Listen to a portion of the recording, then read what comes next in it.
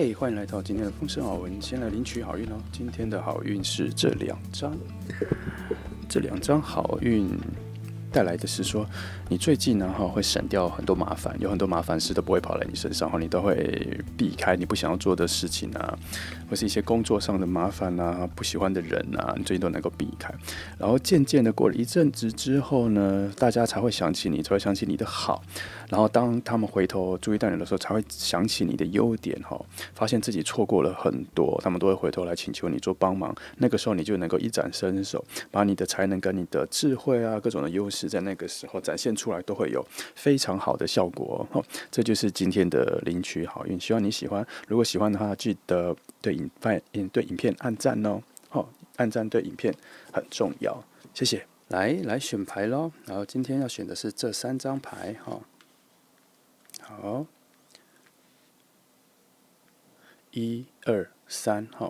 你可以用你的直觉感受一下那个颜色，感受一下那个构图如果哪一只动物呢最吸引你，一直让你吸引到你的目光，你很难把你的眼睛离开它的话，那么就是你们的共振很强，你就可以先选它。如果你要看久一点、看仔细一点，你可以先按暂停。如果已经选好了，那我们就开始吧。好，接下来是选到1号牌的朋友，今天的题目是：你将显化什么样子的恋人？你的意念在期待着什么样子的恋人？然后他会显化在你身边呢？他即将来临呢？我们今天来预测一下好，我们先来抽一张牌好了。好，我先来看这2张这2张告诉我说你会显化出一个很有智慧在朋友圈社交圈都很受人欢迎的人，大家都很信赖他然后大家会从他身上学习到很多比较务实、比较生活的一些方向感的一些概念呢。对大家来说，在他们的心目中，他比较像是一个智者他能够在言语上、文字上解决大家蛮多的问题，而且是一个有求必应的人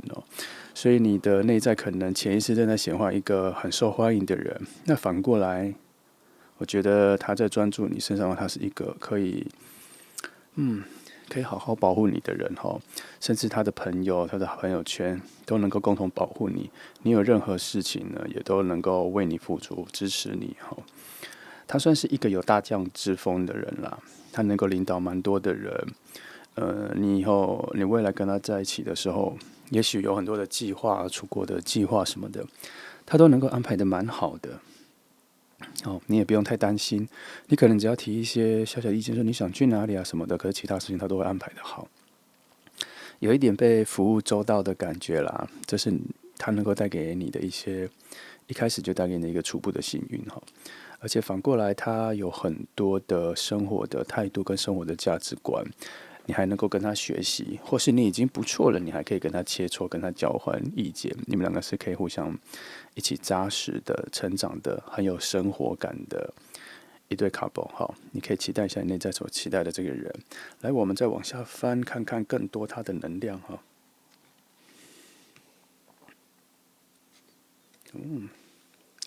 他是一个很有远见的人，而且他已经付诸行动了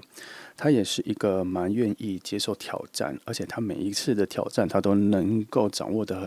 那个精髓，掌握得很好。学习成功、学习失败，都是他很愿意去做的事情而且通常他是一个能够推理很多事情发生的。有这种天分的人啦，而且他每一次发现事情的问题点，他都会立刻去想要解决，而不是只是遥远的看着，然后不去做任何动作。他不只乐于接受挑战他还会去找一些挑战来做。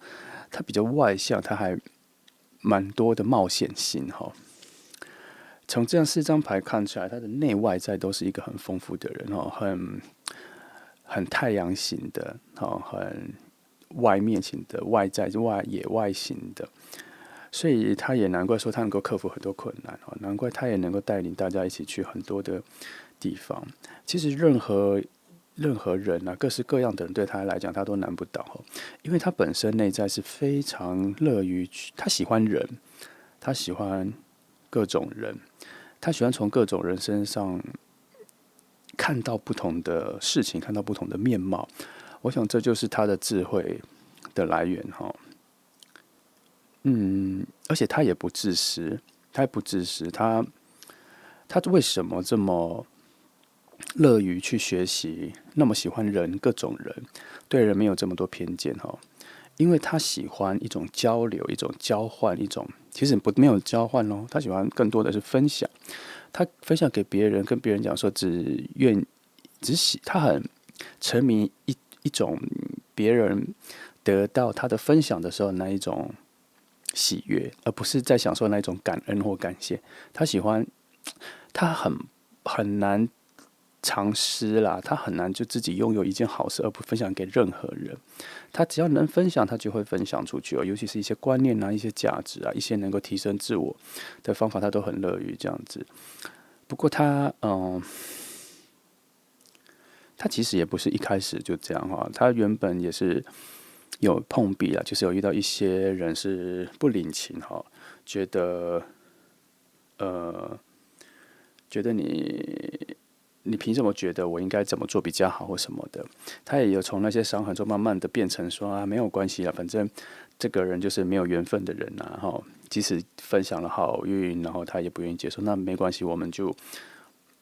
谅解他吧，理解他吧，哈，因为有些人就是这样哈，有些人就是太刚愎自用了哈，觉得任何人对他的好，任何人对他的，他都觉得说，好像对他是一种宣示，这种高人一等的凌驾他的一个方式。这种人我们就远离他吧，哈，他该怎么说？这种人的悟性很低哈。我们会来看塔罗牌，我们的悟性各方面，我们都其实有天生的一个程度哈，我们能够感受到灵性的一些启示的一些启发的一些神秘的一些不具体的一些无意识的一些空间中的东西哈，我们不会眼见为凭，我们也不会只在乎身体的五感触感。我们之所以能够理解塔罗传达的讯息哈，你跟我，因为我的传达的讯息也是因为经过了一个新的转换，这些东西言语都是会有比较高的悟性的朋友哈，你们就能够听得懂，你们接收得到。然后你们呢，在我转化的这些文字里后，你会内化到自己，然后改变自己内在的很多方式，改变你们的频率啊，改变你们的说话方式，你们的用字，你们的看人，你们怎么跟人接触，怎么在人群中更多的弹性哈，这都是因为我们有比较高的悟性，这不是一种优越感，而是我们比较高悟性的人，我们已经要花这么多的时间去领悟这么难的事情的时候，当我们像他一样跟别人分享，而别人不领情的时候，记得我们可以帮助更多其他愿意接受的人。哈，那个时间很重要。整个宇宙最公平的就是时间是一样的，我们不能浪费，好吗？我们就算不能安排，我们也不能浪费，我们要像这个人一样哈。所以呢，选到1号牌的朋友，你会与你的内在哈，在渴望着一个这样子的人，你将显化这样子的人来到你身边，好，他会对你非常有帮助，他会超越你所拥有的智慧，他的智慧也带来很多的行动力，很多的生活感，不会飘飘的，不会很飘渺的，不会讲一些很玄的事情，不会用各种玄的事情来套到所有有逻辑的事情上，他不会。他在这个节制牌里面，他已经拿捏得很好了，他已经到达那个位置了，他是一个非常成熟的状态来到你身边，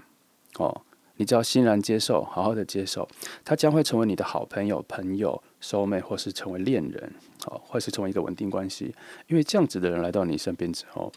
因为他的悟性够高，他也理解你内在的品质，他很快就能接受你的存在，也很开心你出现在他身边，而不是他出现在你身边哦。好，来，我们再翻2张看一下。哇哦，这个位置感真好哈！这个我不确定性跟未知的讯号哈，是在告诉我们说，你们的相遇会有更多的潜能，会有更多的事情，会有更多的好事会发生哈。这是你们无法预期的，你们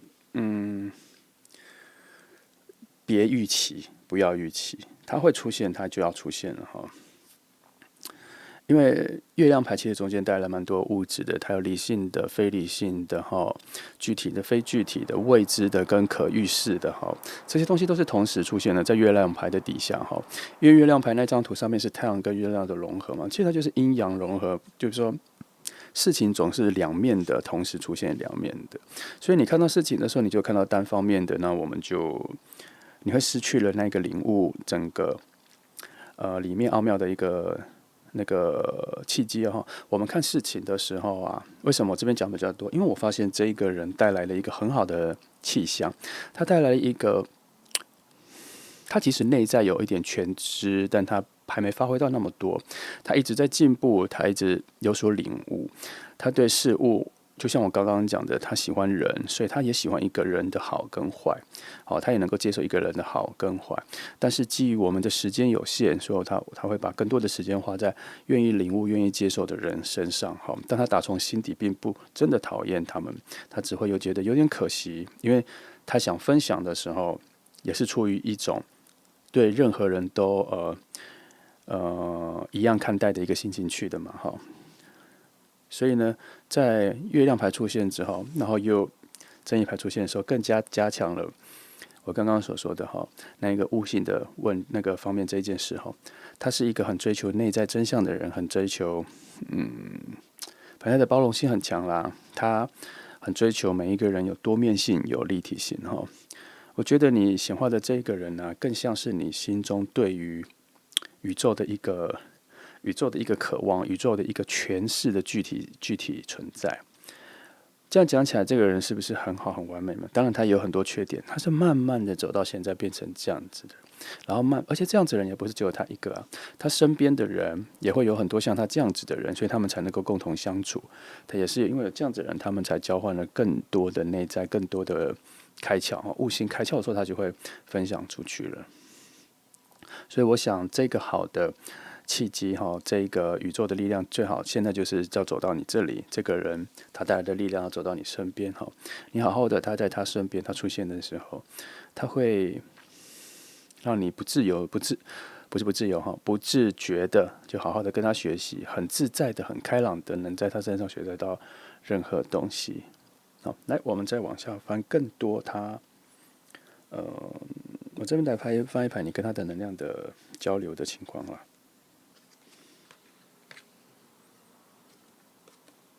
哦，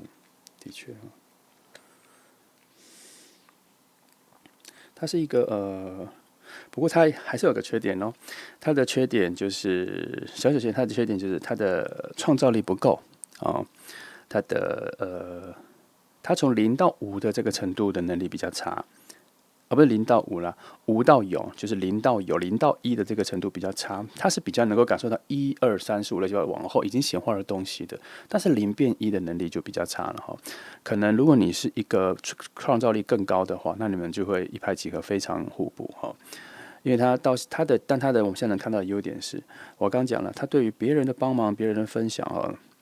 非常强大，所以当他遇到你的时候，我想他第一个时间是觉得说，哦。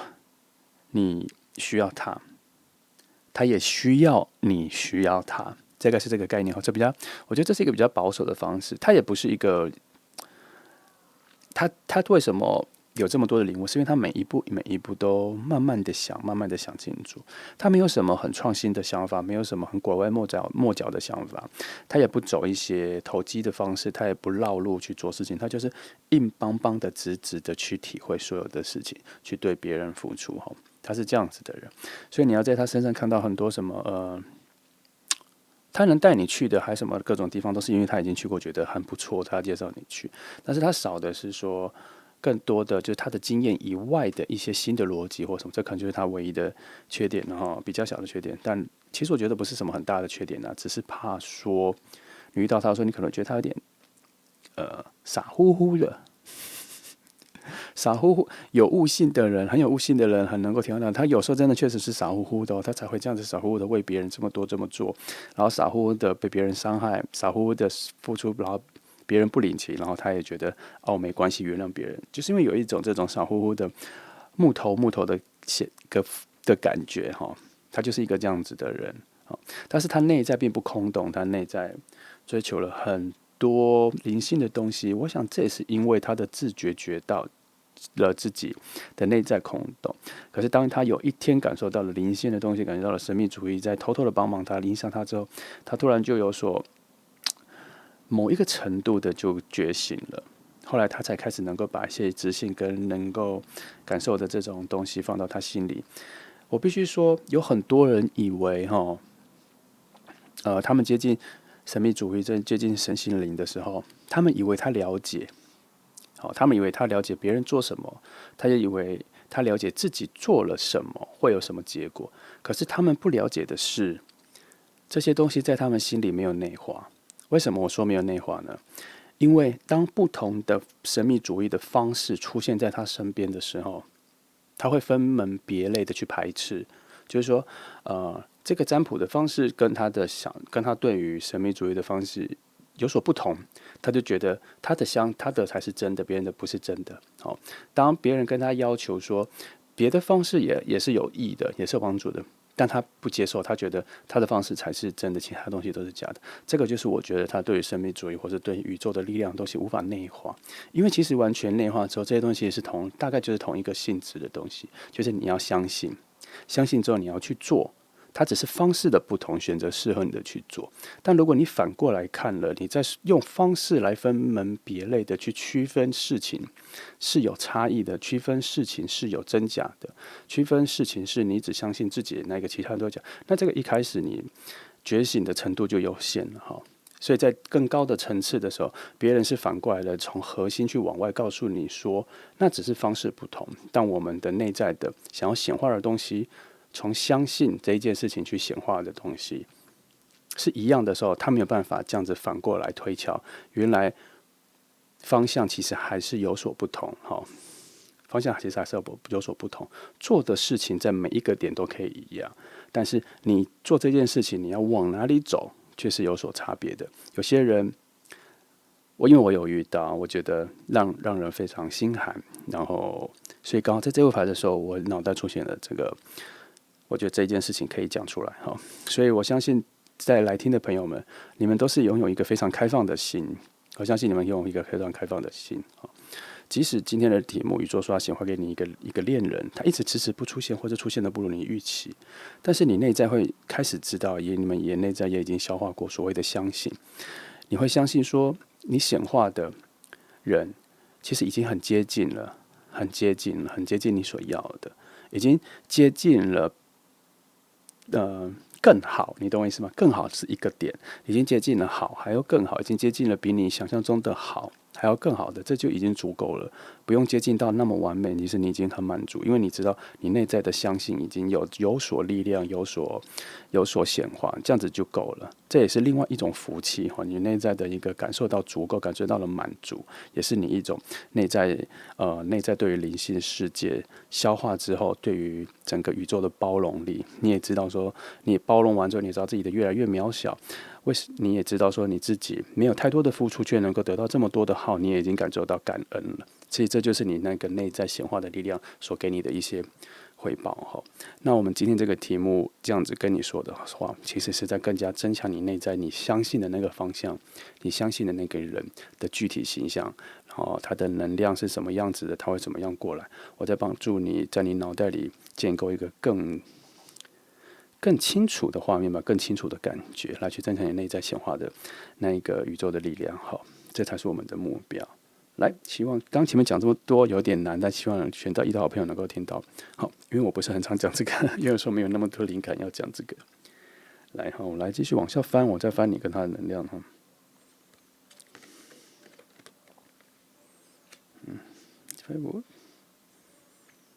你们两个会有蛮多的。当你们两个见到之后，两个多就开始有一些新的冒险、新的尝试哈，比较多的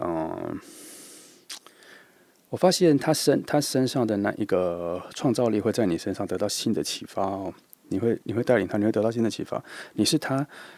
那个稳固的心里面出现的那一个单数哈。你看3啊5啊都是那个单数，就是说本来是双数的2啊4都是在一个完整的胫骨的一个等边的方式。然后我开始在想说，你们两个关系的时候就开始出现单数的时候，表示你是他的生活中出现的那个善良的变数，引导他走向一个新的契机，带给他新的创造力的那一个角色哈。所以你确实是很适合他，你比他更有创造力，比他更有对生活更有想象。只希望你不要太嫌弃他哈，因为他其实他虽然各方面都这么好，内外身心灵都非常完整，但是他的节奏感是慢了一点的，是比你慢一点的。你有更多澎湃的心，你有更多的对未来的渴望，你有更多的行动力。他虽然也有行动力，但他的行动力是他想要完全去完整的实践他那个目标的行动力，但是你的行动力是去开拓边界，开拓新的思维，开拓世界的边缘。你的行动力更多，是这样，所以你们两个可以做一个蛮好的搭配哈。你可以自己期待一下，当你遇见他的时候，你能够为他做的事情其实蛮多的。来，听说，OK，你们的感情交流蛮好的哈，是有丰沛的水在下面培养着你们哈。我这边看到的是说，当你遇到他的时候，你的人生的边界点分水岭就会立刻出现了。你会很容易感受到他来了，你会很容易感受到你要改变了，你要养生了，你要变化了，你会很容易感觉到。然后这个东西会混合在你跟他的情感交流里。你跟他在一起的时候，你会发现你被某些事情吸引，通常都是很内在的、很精神面的东西。你会很明确发现你被吸引住。然后你会再从他外在的很多的说法、很多对事情的想法或什么的那种坚持、那种执着却很扎实的想法所吸引，会跟你有点冲突。因为我刚刚说了，你是更加有创意、更加有冒险性、更加有……他虽然也很会挑战事情，但他的挑战不太是挑战那种暧昧不明的事情，但是你反而是，就是该怎么说？打个比方，你可能会想要去一个国家，但他会做完所有的调查之后，确定那个地方是安全或什么的时候，他就会说：“那我们去试看，跟我们去看。”但你不是，你可能只会达到一些简单的资讯之后，你就觉得我们就去那边看，我们所有的东西，我们到那边看了再收获就好了。所以在某方面来说，你反而是他开拓自己内在心灵更高一阶的贵人哦。不一定是他带给你更多的悟性，这些你们两个会有很好的交流哈，所以我才说，当他出现之后，是你人生的一个全新的分水岭会出现。其实今天这里的牌啊，对我来说没有任何一张牌是阻碍这个感情流动的东西，没有一个让我觉得非常难以思考，反而今天这副牌让我灵感大开，我突然有更多的。比较多的我的生活智慧可以跟你们分享哈，因为我有一些事情有些阻碍，我没办法在任何契机里说出来，今天我却可以说出来了。就是我希望你们能够原谅那些不愿意接受你们分享的人，不愿意误会你们的指导或是建议是完整的出于好心的人，而不是挑战他。如果有些人是用这种完全觉得你就是来挑战他这种心态的话，首先，我们先远离他吧。然后，第二，我们就原谅他吧。第三，我们就感谢宇宙，让我们一次一次有这个经验。原来这世界也有没办法完全接受或体会别人善意的人，那他们要学习的路更长。我们已经在学习的路上了，我们能力有限，所以我们尽量去分享给愿意接受的人，好吗？好，这是这一题的。所以以今天的题目来说，你要显化的是一个很完善的人啦，但是他会激起，他会反应，他会反射、映射你内在的更高的智慧跟更高的能力，那些你还没有挖掘的。与其说是宇宙或是你显化一个东西要给你，不如说选到1号的朋友是你要显化了一个新的旅程，然后你会增加了一个新的旅伴、新的伴侣、新的伙伴哦，是你之前想都没有想到的。好，这就是选到1号的朋友哈。然后希望你能够理解我对图面象征的诠释哦。这一题讲的比较多、比较深，如果听不懂或是听得不太清楚，希望你可以反复听，把一些重要的东西哈讲了这么多，你可以只要吸收到一句对你有帮助的就可以了。好，如果喜欢的记得按赞，按赞对影片很重要哦。谢谢你来听，祝福你。接下来是选到2号牌的朋友，今天的题目是：你将显化什么样子的恋人来到你身边？你将显化什么样子的他啊，来作为你的恋人呢？来，我们来先开牌来看哈。来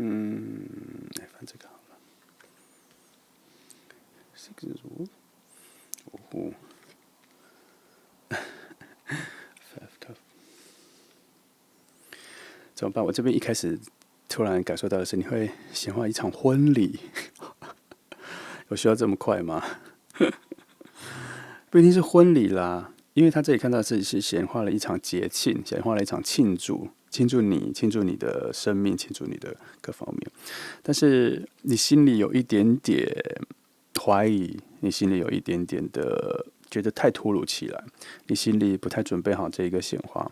因为你即将显化一个蛮大的事情的，因为你的内在可能潜意识曾经在某一刻有一个强大的欲望、强大的需求、强大的空缺，希望显化现在这一件好事来填补，所以你近期或者你将要显化一个很好的庆典的感受，所以庆典感受当然也包括了婚礼啦，大概是这样。但你心里会有很多的情绪，那个情绪让你很难快速做决定，你会有一点点失去你原本对于事情的判断，因为情感太复杂了。所以也就是说，真的会有一个很庞大的，情感的流动要慢慢进入你的生活，但是这个情感的流动趋势往上走，是走到一个受到大家祝福的一个状态哈。但我必须说，这也有可能是得奖啊，或是录取第一志愿啊，或是升官啦，公司被人提拔，也有这个概念哦。只是我的第一个直觉是婚礼，所以你不要太做介意哈。因为他这个排列组合下来，只是这个让我特别显化，但你不要太介意。我说的是婚礼，但如果你期待的是这个也是可以啦，因为第一个想法是这个哈。反正你可以往那一个气氛去想哈，你将显化了这一个东西。那么，如果是以回到我们今天的题目来说，你会显化一个你将要，你可能会完全依赖的那一个人哈。来，我再看多一点，来。哇，你将会显化一个，又来了。刚刚是水能量很庞大，现在火能量很庞大，提换一个非常强大的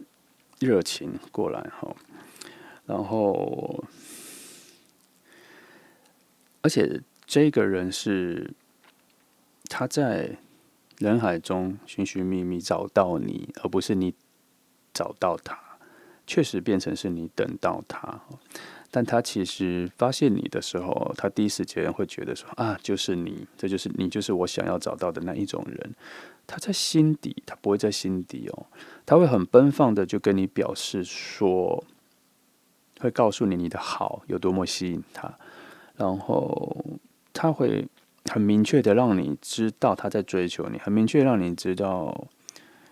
你就是他经历了这么多之后最想要的那一个人哈，有这个气氛呢，因为这里确实有一些傻傻乎乎莽撞的气息在，所以他有一些这种比较不够细心的表达，但是这是他认为他能做的最好的哈，所以可以放开心胸去接受一下这样子的感觉。来，我们再看，真的是他觉得他会非常细心啊，但是他还是会，因为他挡不住他内心的那一个火焰，那个火能量太强了，他挡不住。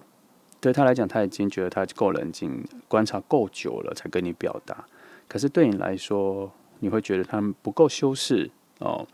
不够浪漫。其实没有哦，他其实蛮浪漫的。我觉得你可以仔细欣赏他，你仔细看看他的细心之处。你可以不用你的标准来体会一下到底有多细心，但是你可以就以一个有没有细心的角度来做起点来看，你会发现他做了非常多细心的事情，为了让你喜欢他，为了让你知道他喜欢你哦。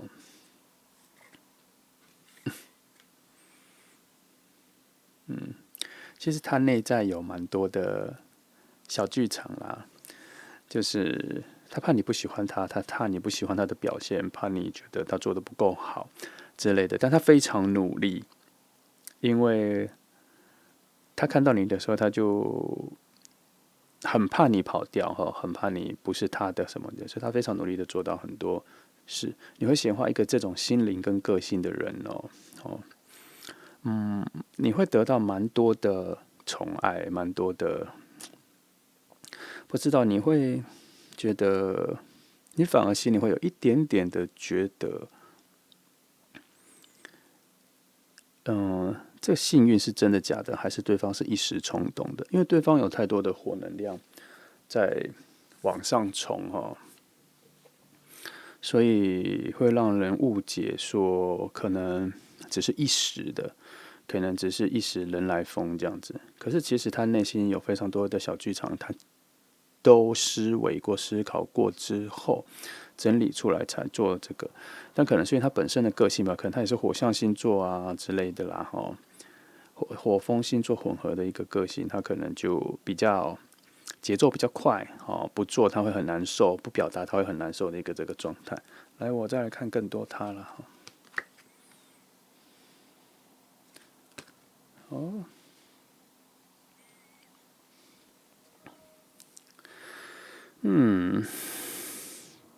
如果以这两张搭配这张牌的话，我们必须要再往上升级一点。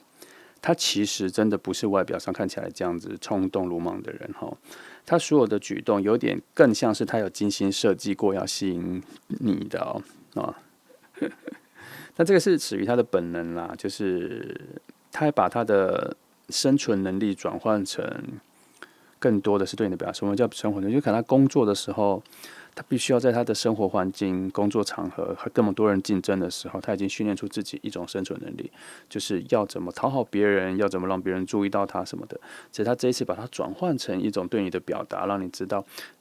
你喜欢他，他喜欢你，然后让你慢慢的喜欢他，一点一点的让你慢慢的喜欢他，注意到他的存在，注意到他的热情，就是他的用心啊，他的真心，叫慢慢的。然后他其实很在意你的想法，很在意的举动，你的每次反应都会影响他下一次的举动，都会影响他，也会影响到他的自信啦哈。可是他内在有挖掘更深的东西，是他一直在探讨什么东西，什么才是对你好的，什么。所以2号的朋友，你会显化一个很棒的追求者，我必须说会一个很激动的追求者，外在。可是他其实有很多的优点可以慢慢挖掘，他其实是一个内在处理事情是非常有条有理的。可是他没办法压下来他本身的火能量。他有说可以考虑一些事情，可以考虑的更久，可以考虑的更仔细，但是因为火能量太爆发了，所以他常常在考虑了1次2次之后就决定去做了。但是其实有更好的方法，可以再考虑在第3跟第4次的时候再做也 OK，但他就是没办法等到第3、第4次的重新思考，他是这样子的人哈。但他相比上一些一直在想没有行动的人来讲，这个其实好多了。他的解决事情啊，做什么这些的节奏很快，很快就会进入到了下一个阶段，很多就会他比较希望能够马上看到成果，但不代表说他是随便乱做就想要到成果，没有哈。因为这2张牌同时出现的时候，我们必须明白，他的内在其实是一个有高级自我整理能力的人而且是物质的怎么说？就是他对外在的表达表现上都是一个很有落实感的、很扎实的很实际的。他内在在整理的都是很实际的，不是一些只是空口说白话，不是一些喊口号的事情，不是他内在在整理一些很实际的事情，就是怎么做你会开心，所以要带你去哪里，他会想很清楚，所以要给你什么东西，所以要什么时间约你，所以要怎么去，开车还是坐车还是什么，他会想得很清楚。然后出去玩的时候一整天，他也不会浪费他可能会知道说这个时间做什么，这个时间做什么，这时候做什么。虽然那些计划表他不会告诉你，但他心里也许也没有计划表，但他心里已经整理过了，知道这个节奏是好的。然后你跟他相处的时候，你会觉得说他是一个很跳跃的人，很澎湃的人什么的。然后你会觉得他好像事情是没有章法的，好像是都是随机的这样子。其实不是，是他内在有很多的清单，有很多的备选项目。他有察觉你的感受，你的喜欢跟不喜欢会让他在他心里的备选项目一直换，他会拿出更好的东西给你。他内在是这样子的，可是你外在是看不出来的哦。来呀，找人看。他非常在意你的情绪，他非常在意你的情绪，好，然后你的情绪会非常的联动他的情绪，然后他会，就像我刚前面讲的啦，你的反应很重要，所以你遇到这样子的一个追求者或什么的时候，记得好好的使用你的反应、你的回应，记得拿掉任何任性，拿掉任何你只考量到你自己的那一种决定。我的意思就是说，当他问你要不要去哪里玩的时候，如果你只是考量你自己想不想去的时候，那这个关系就会失衡了。两个人的关系是每一次考量每件事情的时候，都要同时考量两个人在那个处境里是什么感觉，是什么是什么样子。好，譬如说坐车，你觉得坐车比较好，但你要同时考量到他喜不喜欢坐车。那对他来讲，坐车是不是比较容易晕？坐车是不是他觉得他坐不住，或是他身体可能脚痛、腰有时候他没办法坐这么长久的车，有时候是这样子哦。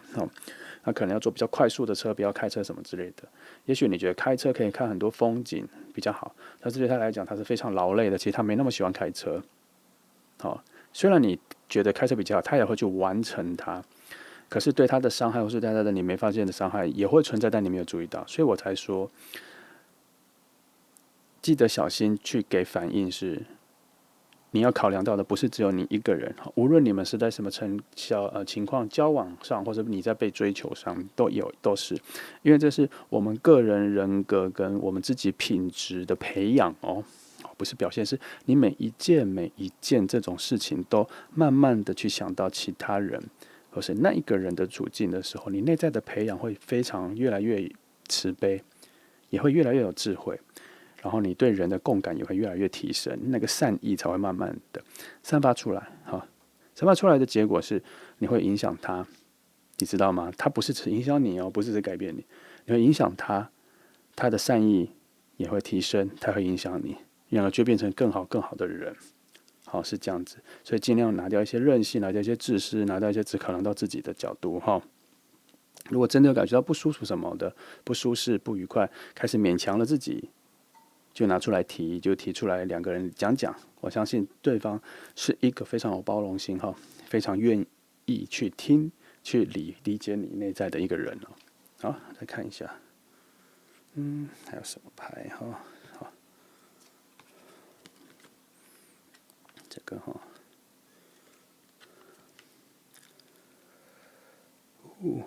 ，8，这里是有告诉我说，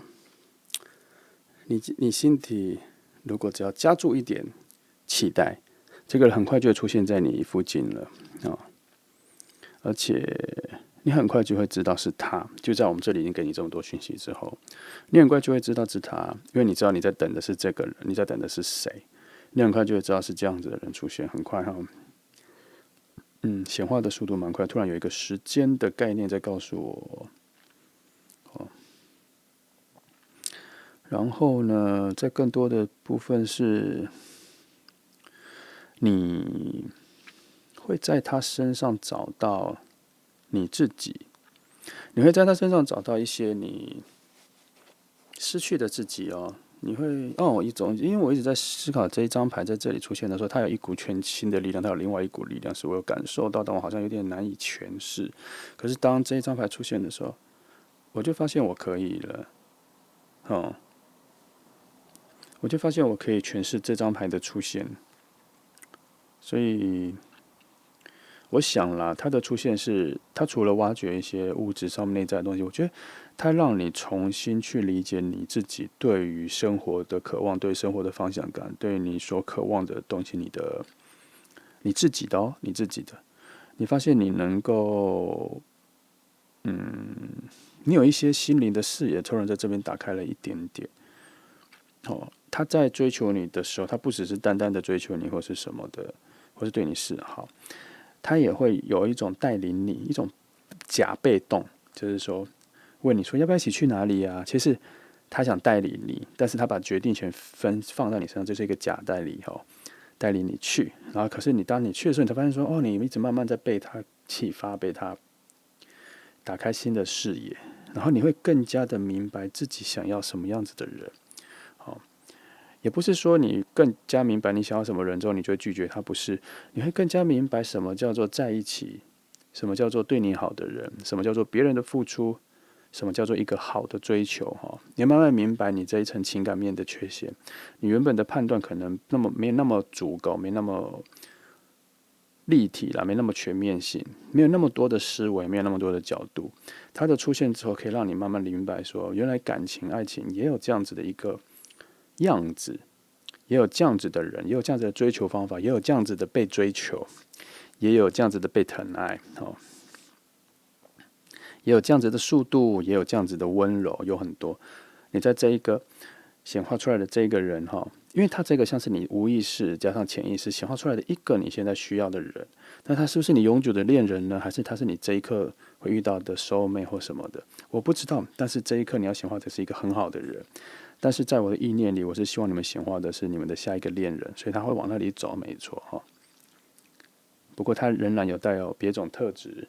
他也有带有一个可以领导你、开启你全新智慧、开启你全新心理眼界的一种契机，也有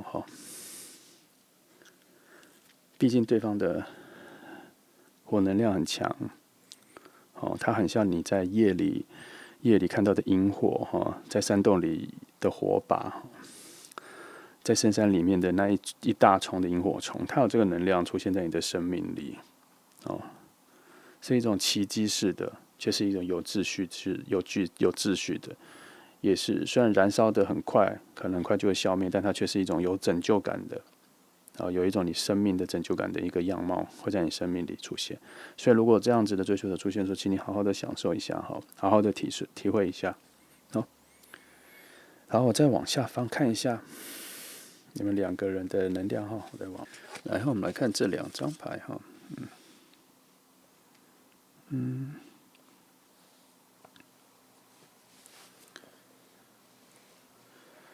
然后重复说的是说当你开始愿意接受他这份感情的时候你会开始找到你跟他有一些共同记忆。以前的记忆，雷同的记忆，你会找到你们以前认识的人或什么的时候，竟然是有所关联的。你们会有一些类似的情境的回忆，比如说好像都去过某个地方，或是都曾经去过，然后对那个地方的感觉跟经验还非常的雷同，也会交换一些彼此喜欢的一种私藏的事物啦，比如景点啊、食物啊、旅程啊，或是国家，反正各方面的一些兴趣，你会发现你们开始有这种共通点原来你们内在渴望的一些价值观、一些方向感，其实是吻合的这个在你开始接受它之后，在你考虑了很久、观察了很久、接受它之后，你会慢慢发现这些东西会浮现出来也许之前有会聊到或交往的时候会有一些，可是你没那么在意，你开始接受了这个能量进来之后，你会很有触动，反应会比较好你的回应跟就是你那个能量到你身上的反弹力会变得蛮好的那我来看一下其他两张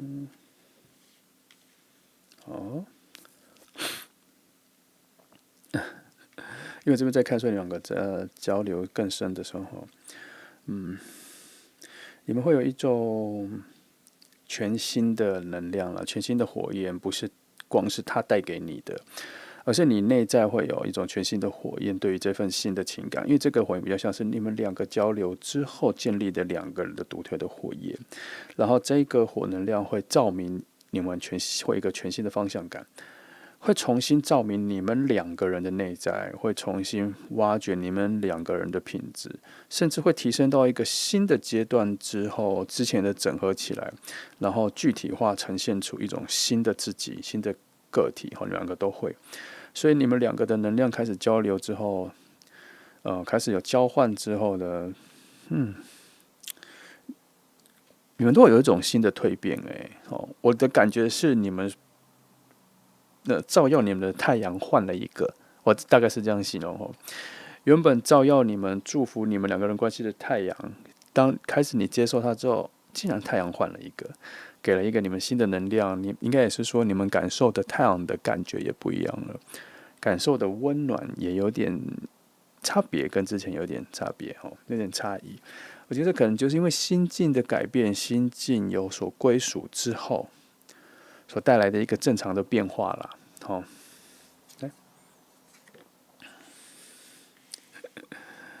这个火焰会慢慢晋升成更强大的火焰了因为其实已经会晋升了，它从一的火然后立刻去跳到太阳的能量了，然后最后就变成是骑士的火焰你们会变得更加奔放他的奔放已经不是单单只是追求你了，他的奔放更像是带领你，然后你也跟着他走，你两个会并驾齐驱的去往更多的新的目标走。你会发现你有这个新的火能量，跟你这个冲动，你的节奏感加快了，这是你之前没有办法挖掘到的自己。一切都在你有一天突然放开了心情去接受这个人之后，接受了一个这样子的人之后，你的改变是油然而生的去。被全新的火能量所领导你可以期待一下这一个很特别的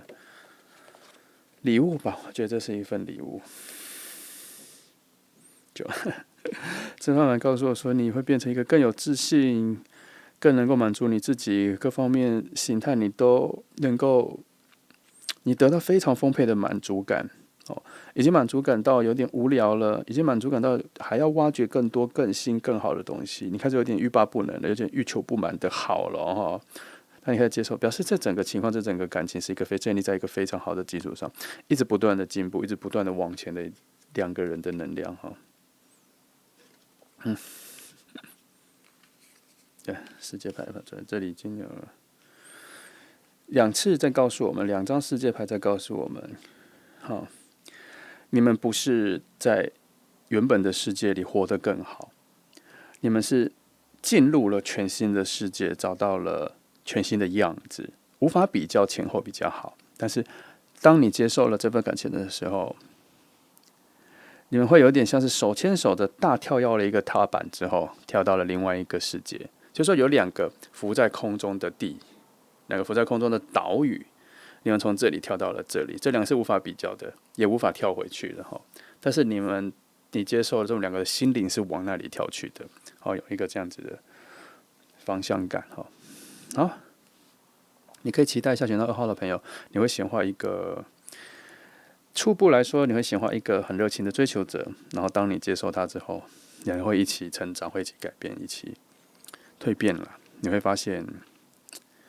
他可能是你要进化的那一个药引子。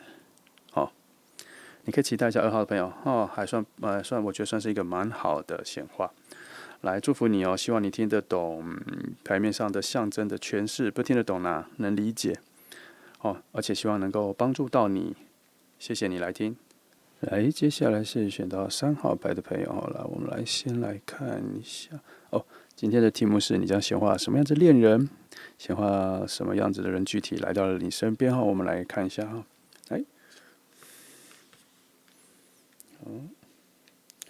这是 Cups，然后怎么办？你会可能会迎来一个年纪比你小的人年纪比较比你小，年纪比你想的小，然后心理上、生理上都有可能但是它带来了蛮好的能量，带来了一个丰沛、全新的快乐，它带来一个你可能失去的赤子之心，然后它带来了一种你可能已经忘记很久的以前初恋的感觉。有这个东西好，来我们继续往下翻整个气场已经开始走向一个蛮欢乐的样子。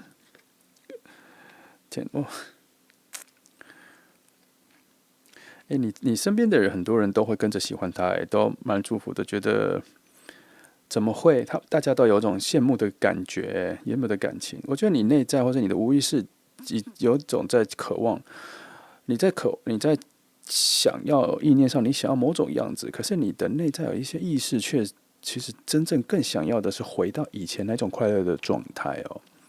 所以你会显化一个好像有带着你过往的记忆，过往的你，这个人还有点像以前的你哦，所以他才会带来了你以前的一种赤子之心，你以前初恋第一次喜欢人的那一种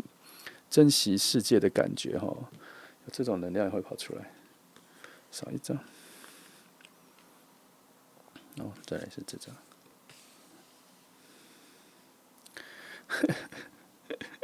再次证明，我觉得是一个年纪比你小的，生理跟心理都差不多，但它不是不好，它带来某种契机是，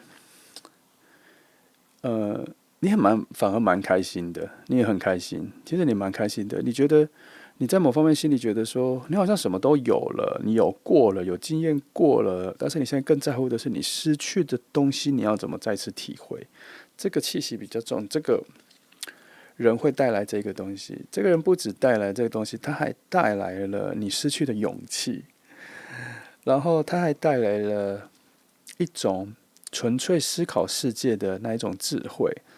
你本来拥有，但是你失去了很久，或是你忘记了很久。它还带来了一种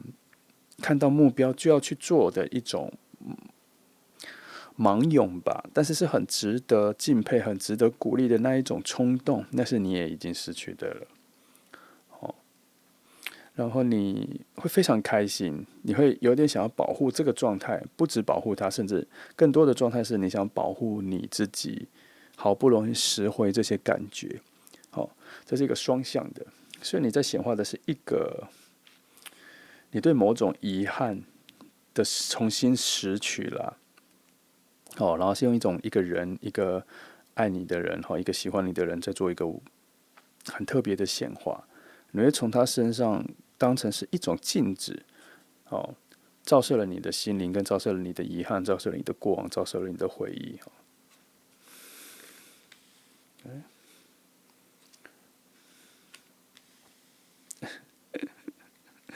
你反而，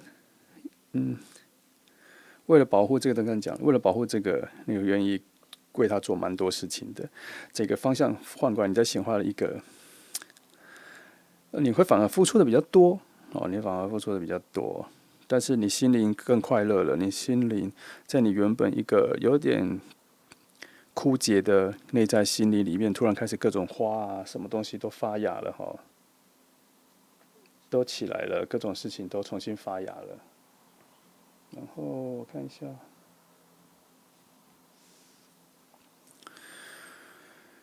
你心里的那一个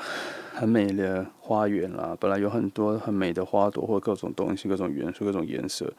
都开始暗淡了。可是这个人出来之后呢，突然感觉被施肥了，感觉像在太阳底下下了一阵好的温暖的雨了。叶片啊，各种都反射出漂亮的东西然后花朵也因为雨水有颜色，突然变得比较鲜艳了，空气也变得比较清晰了因为这个人的出现，整个心境有这样子的一个方向的流动又是这天，你会感受到一种非常棒的幸福感，而且是连你的朋友跟周遭的人、你的家人都非常喜欢呢，完全完全已经超越了他的什么生理或心理都比你小的这种状态里。你看着他，他其实他没那么看起来那么小孩子，没看起来那么幼稚。他其实做事是非常有方法的，也非常有能力的，只是他的心比较像水，比较柔软比较有很多的情绪，比较多的情绪表达。他也是一个比较容易感动的人对于世界的共感能力也比较高的确是他带来了你他带来了你对你现在的生活，你现在的你一个全新的审视因为他带来了一个他很明确的让你感受到你所失去的遗憾是多么的重要。你以前觉得没关系，就重新开始，我就粉饰太平，从下一阶段重新开始。可是它带来了一种唤醒你以前的记忆，然后让你重新审视现在的你是不是你原本想要成为的你。那些你失去的遗憾或什么的，你真的是不想要了吗？现在有机会让你再感受一下，你可以再重新拥有，可以重新建立。你会还想要再拥有一次吗？你现在会有这种感觉哈？所以这个人带来的那个幸福感非常特别，他带来了一种，我觉得他好像带来了一个过去的你，他带来一个你的另外就是你的双胞胎哦，内在心灵的双胞胎，他再来一次，有点像是过去的你重新再来跟你相会、跟你相见的这种感觉。你会很珍惜，你会很有点，可是你会很珍惜，可是更像是在珍惜你自己。你以前可能做错了很多你现在不认同的事情，可是你却知道以前那些冲动啊，那些热情啊，那些义无反顾啊，那些很容易看到目标就一定要去达成这个。你现在越来越多的思考，越来越多的担心，都不是你以前有的。你反而羡慕你以前的你会这样子，因为你现在也想要，但是你却失去了那个承受后果的能力。你面对现实的能力增加了，但是承受情绪上的后果的能力却变差了。反而这个人带来的一种无惧感，告诉你说没有害怕事情，没有，你回想一下，事情都没有这么大，事情都没有，从来都没有这么严重。他带来这一个启示，让你开始能够审视现在的你，你要怎么样更好的活在当下？怎么样叫做有自在的、很扎实的活在当下？他带来一种概念是，这世界上每天都会有很多坏事向你袭来，可是好事不容易。我们应该好好把握眼前发生的好事，因为好事也会流走、溜掉，所以我们要好好把握现在的好事，这才是更重要的。面对到了10年之后、后面之后，我们又在回忆起以前没有好好把握住那些好事，或是让好事不够长久、不够持久，都是因为我们自己的害怕、我们自己的懒惰、我们自己的自私吧，也有可能宁可让它流掉，也不要麻烦自己哦。有很多这种类似的概念在这里。这个人所带来的，可是这个人所带来的东西并没有任何压力，这里完全无压。现在翻起来牌都完全无压，都非常的自在，完全无压。它带来一种自在感，它带来一种你沉睡了非常久，你突然醒来，突然苏醒的那一刻。你突然觉得你重新活过来的，有的时候你清晨醒来的时候有这种感觉，虽然只是睡了5、6个小时，可是你却有一种苏醒的感觉，也不是睡得很饱，饱到有点累，没有，你就突然醒了，整个精神都来了，醒来，这个会带给你这种瞬间的这种感觉哦，很特别哦。来，我们再来往下看一下你们两个的能量的流动哈。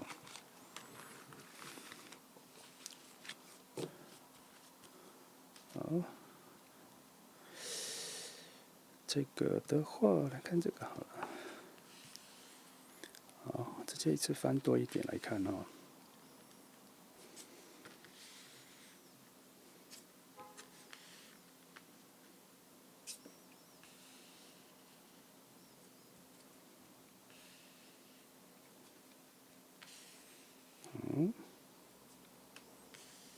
这2张哈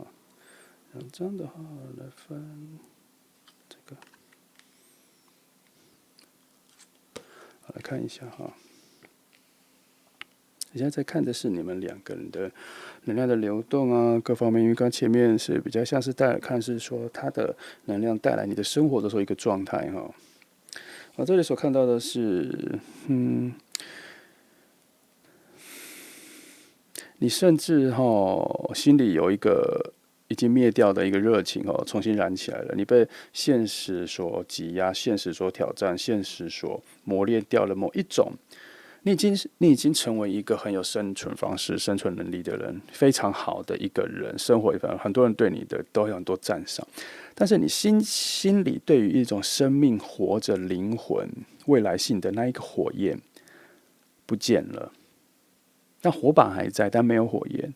那这个人出现之后呢，他会点燃那一个火焰，而且火焰点燃的非常澎湃，很快就起来了。即使而且它更像是一个飘在一条安安静静的河流上面的一个烛火，它在上面飘，在上面飘，你摸不到，可是你远远就可以看到这一个在水上的水灯，有着一个很炙热的火焰，有着一个很有持续性的燃煤在燃烧的这个火焰，你看得到它的光亮了，你心里的这一个光亮亮了起来，然后这个人带来，然后这个人呢会带领你进入一个全新的心灵的境界，哦，他会携带着你以前的记忆、以前的回忆、以前你失去的那些遗憾，他来的时候会修补好，或是重新建构一次，让你重新审视完，然后这些东西你会把它当成是一个礼物，当成一个心，然后往下一阶去，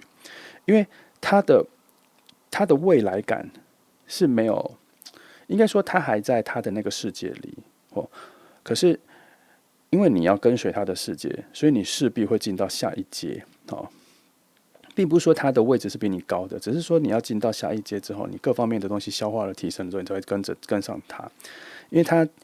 因为我们刚刚前面说了，现在的那一个人身上的那种自由感、那种年轻感、那种你以前过往的你的那个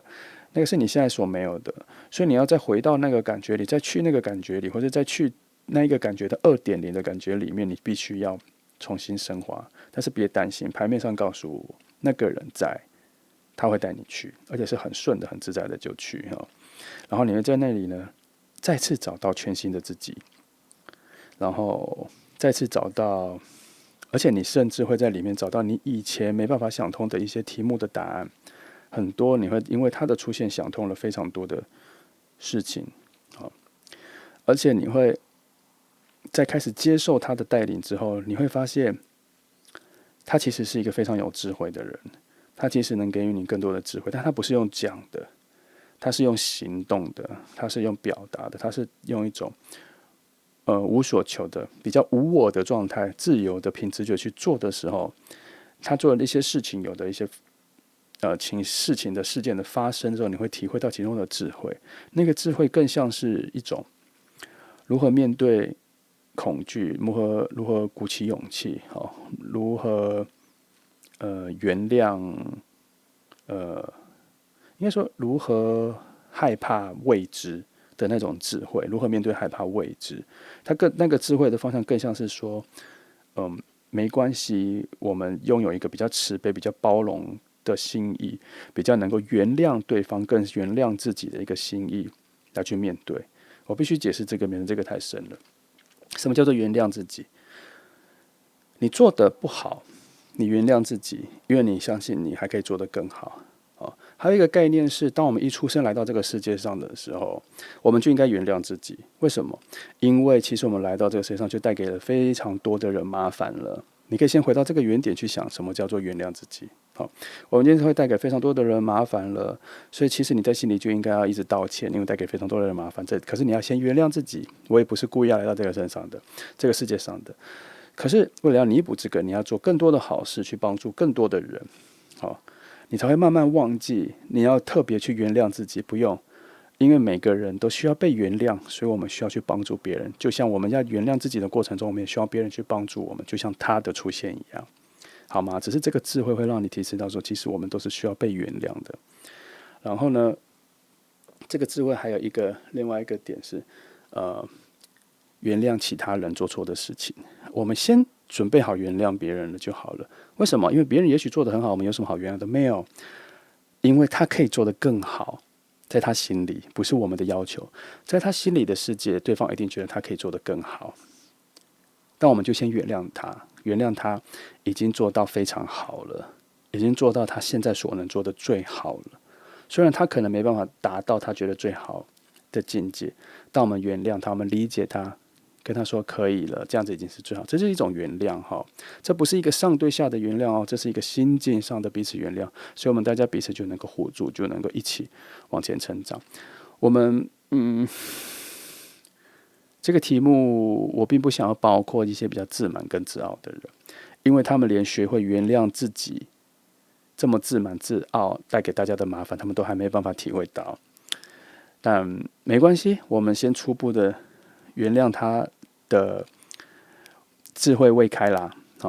但我们也不要花太多时间去解释，除非他对我们有所求，除非他对我们提问，他该怎么改善自己，我们再帮助他。通常我不是很赞成，是我们主动去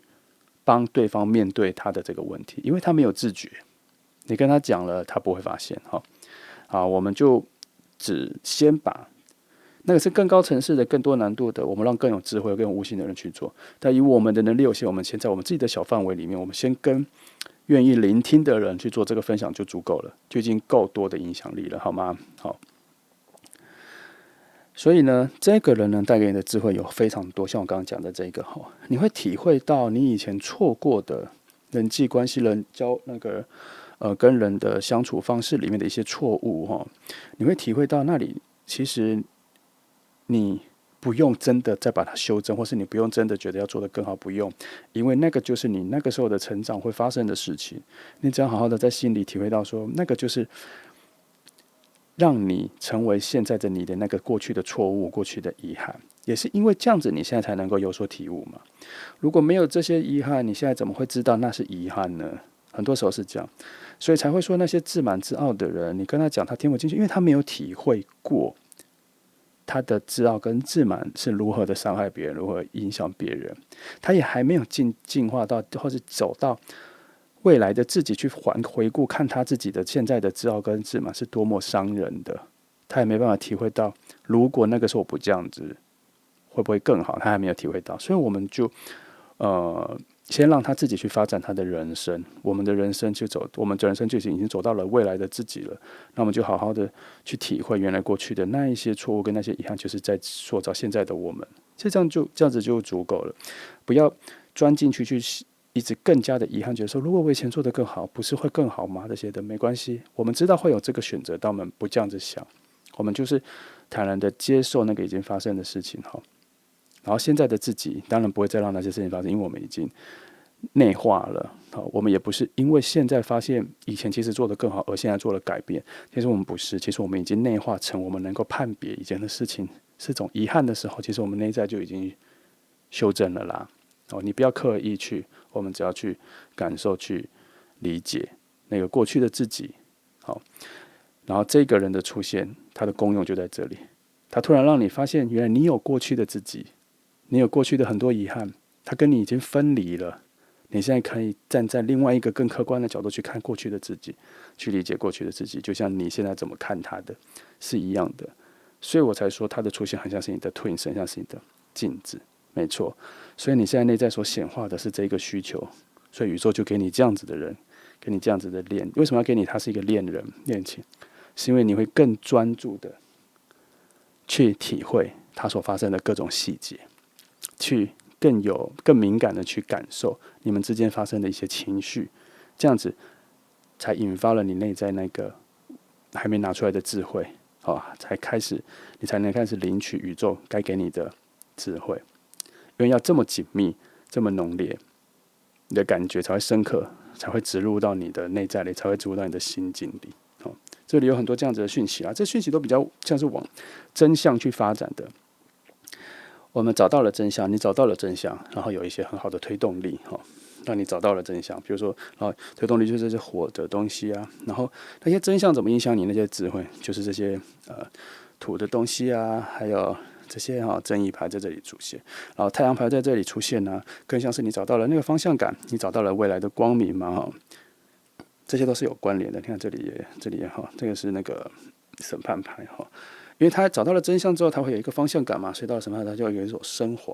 然后这个教宗牌这些，它就是代表这两个都代表某种很高的智慧，蛮好的智慧。所以我才一直说你会得到一个智慧的开窍，然后它怎么影响你走到哪里，你怎么找到这个智慧的你用什么方式找到这个智慧的，你有什么耐力，你有什么韧性，这些牌面都有讲清楚所以我才会刚刚这样子给你解释。好。今天这题除了找到恋人之外，其实很多时候这3副牌都有在找到宇宙在给你一个影响你现在人生的人我的意念是往你们会成为恋人，所以这3组牌都会成为恋人，只是他用什么角度去影响你更重要希望你能够在整个牌面上的各种象征呢，然后从我的诠释里面体会牌面要给你的一些智慧任何一句都可以能够影响你，就是一个很好的智慧，能够帮助到你好，希望你喜欢，喜欢记得按赞哦，按赞对影片很重要。好，我祝福你。